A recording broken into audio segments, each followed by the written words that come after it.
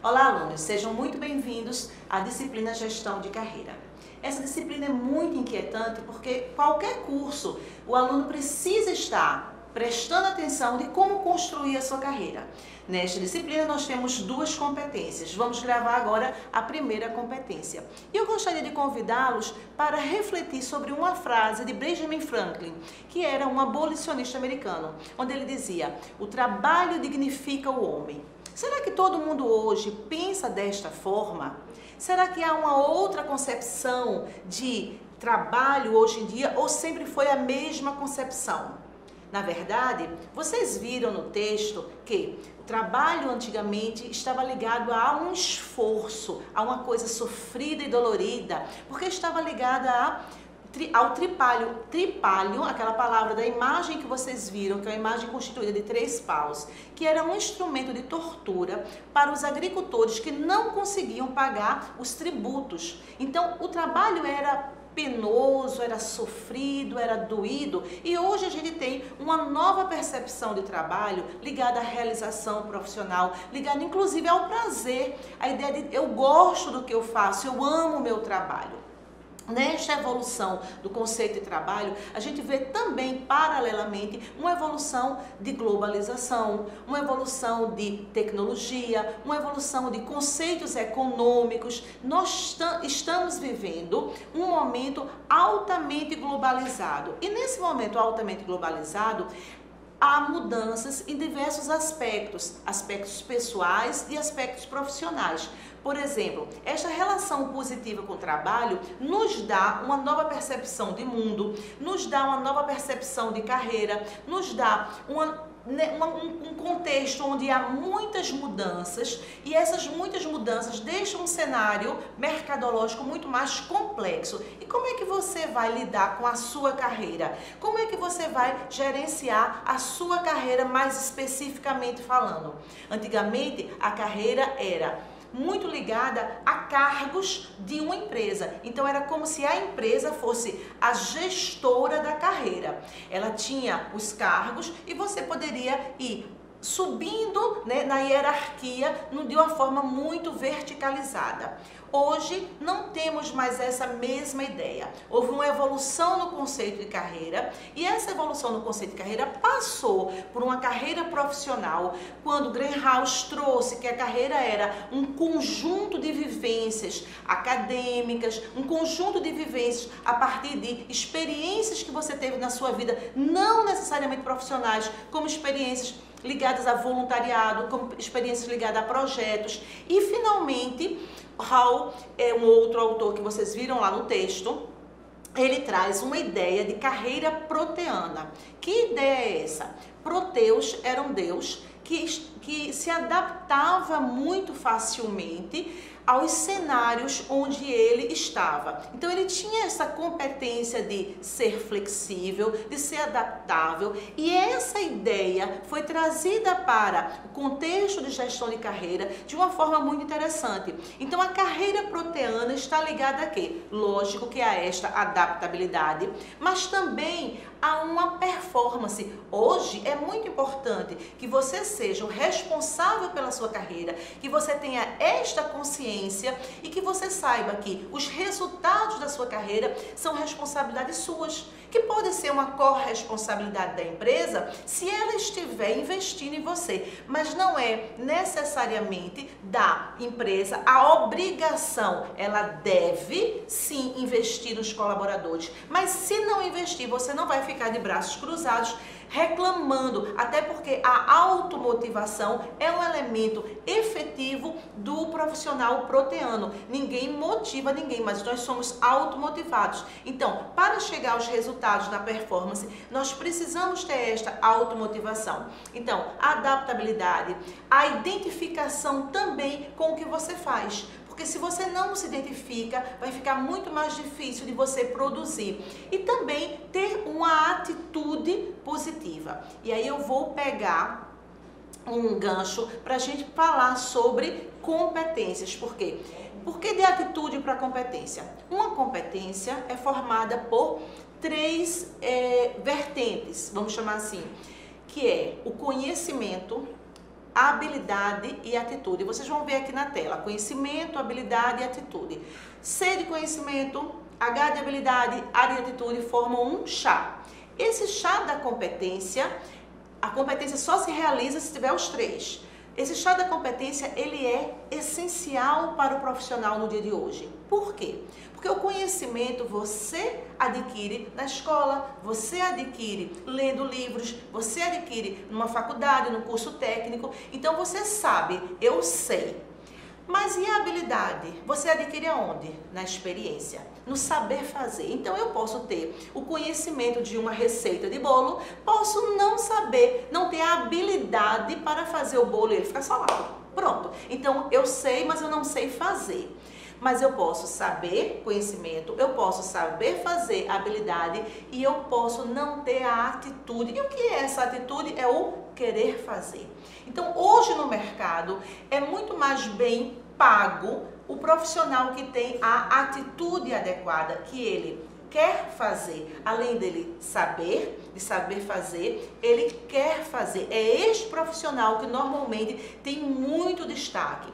Então, se você é um profissional que quer ter uma carreira proteana, que quer ter uma carreira diferenciada, querendo estar alinhado ao que o mercado espera, você precisa trabalhar o conhecimento, a habilidade e a atitude. Porque o que a gente espera de um profissional? A gente não espera hoje de um profissional apenas que ele tenha o know-how. Antigamente era muito comum a expressão, você está vendo aqui na tela, know-how de você já sabe, é o que você sabe fazer, é o que você tem experiência. Então, antigamente você tinha que ter 2 anos de experiência. Hoje, daqui a pouco a gente vai falar sobre currículo, a gente vai ver que isso é um ponto importante, mas não é só o ponto fundamental.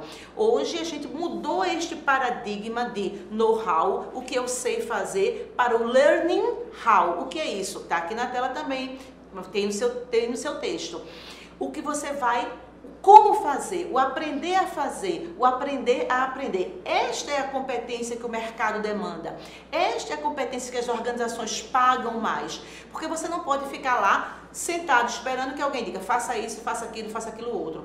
Isto você vai estar defasado com as competências mercadológicas demandadas na atualidade.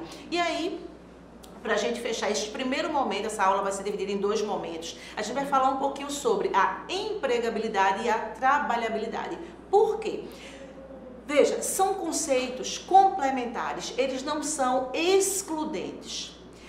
O aluno que está me ouvindo e quer ter a inserção no mercado de trabalho, ele começará pensando em desenvolver a sua empregabilidade. Para ter empregabilidade, você vai buscar um vínculo com a empresa, não é? Então você é empregado de uma determinada organização e para isso você tem que competir no mercado, você tem que trazer competências que aquela empresa esteja demandando. E isso é importante, Agora, vamos imaginar que além disso, você tenha trabalhabilidade. Você tenha trabalhado o autoconhecimento na empregabilidade, mas que na trabalhabilidade, além do autoconhecimento, você não busca apenas um vínculo com a empresa, você pode trabalhar com projetos. E aí você tem uma questão chamada autonomia.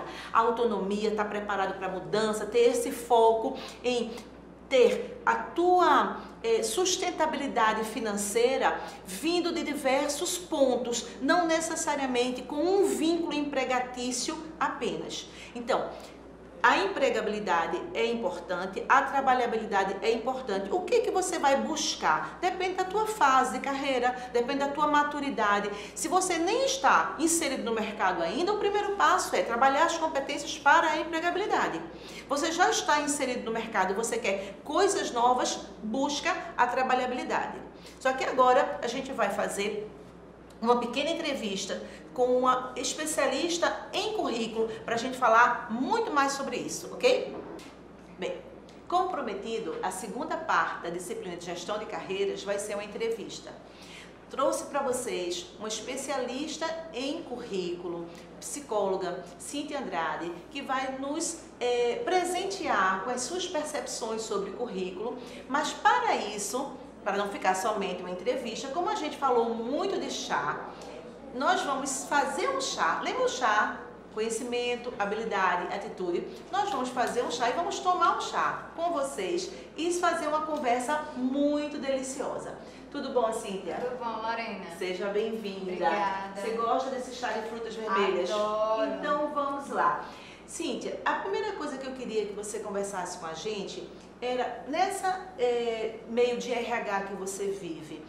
O que o estudante pode fazer para chamar atenção positivamente para seu currículo? Porque os RHs recebem muitos currículos, tanto físico, que fica aquela pilha, como os currículos eletrônicos. O que pode diferenciar um currículo de outro no primeiro momento?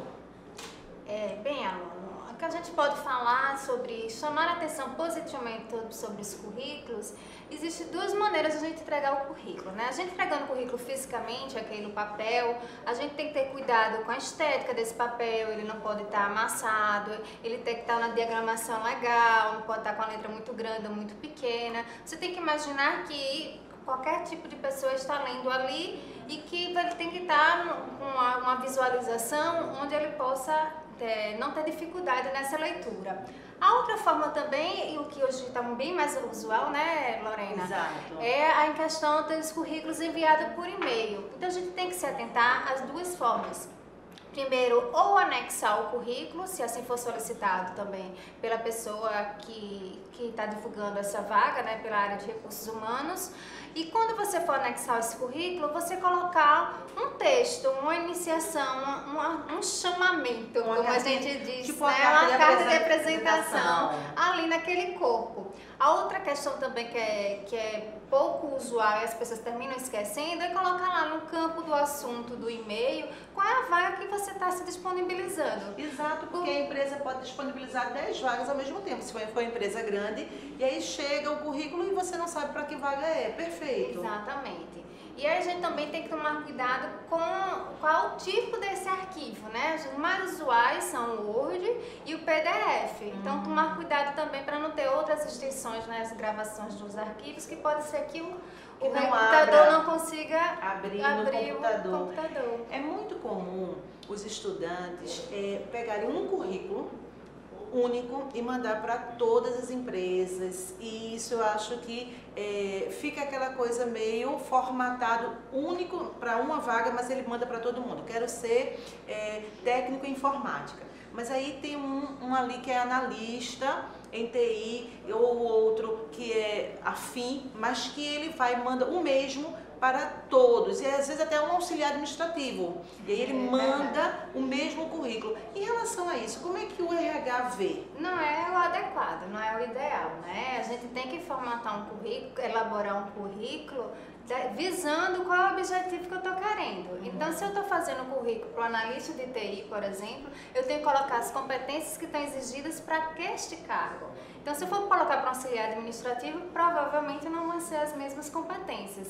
Então, o ideal é que você realmente faça um currículo direcionado para o que você quer, que já é também um objetivo que tem que estar no currículo, e bem claro. Exato. Quando a gente começa a fazer, mandar disparar, que a gente comenta, né? O disparar currículo sem tomar esse cuidado, quer dizer que você não está tendo um objetivo. E fique bem claro que você não vai mentir sobre as suas competências, não. Você vai ressaltar as competências adequadas para a vaga de auxiliar administrativo, ou vai ressaltar as competências adequadas para a vaga de analista de TI.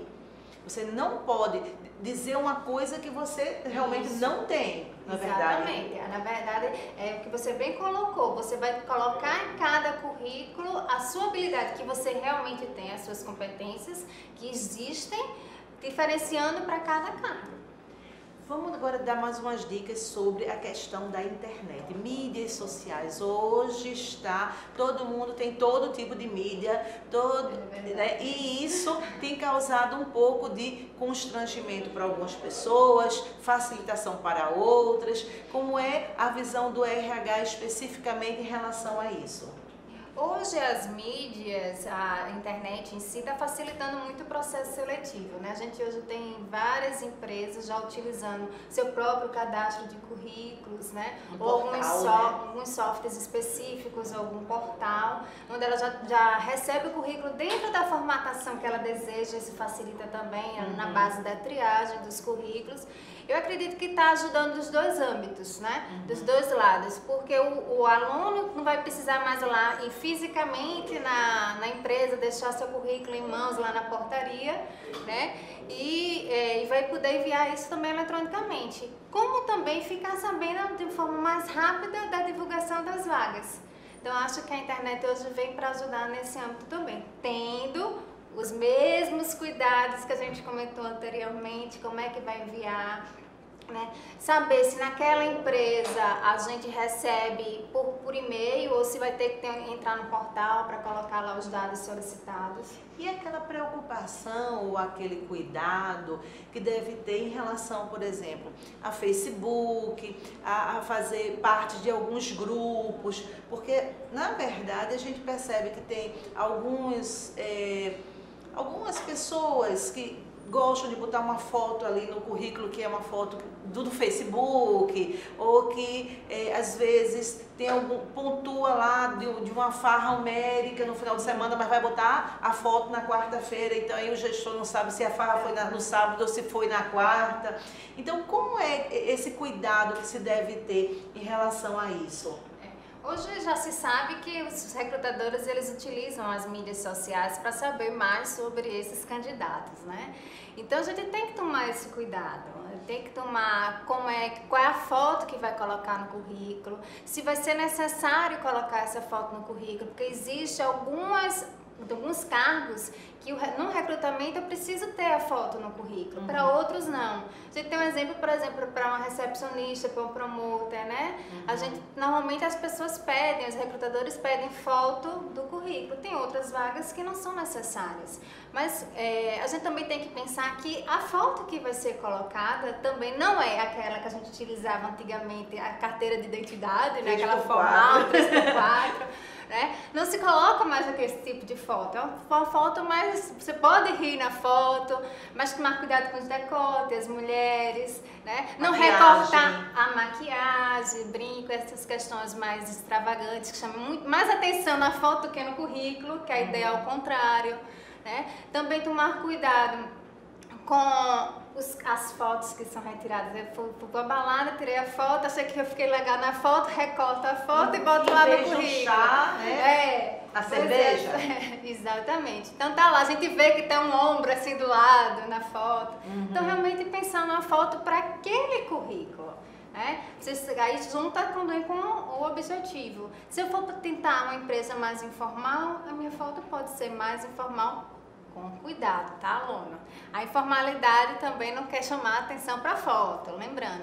Se eu for para uma empresa mais tradicional, eu tenho que estar também com uma foto mais tradicional. Um chazinho para a gente continuar, né? Mas um brinde a vocês, ao sucesso de vocês. Tem uma coisa que você falou, empresa mais informal. Eu já vi currículo que era... tá cheiroso. Tá ótimo.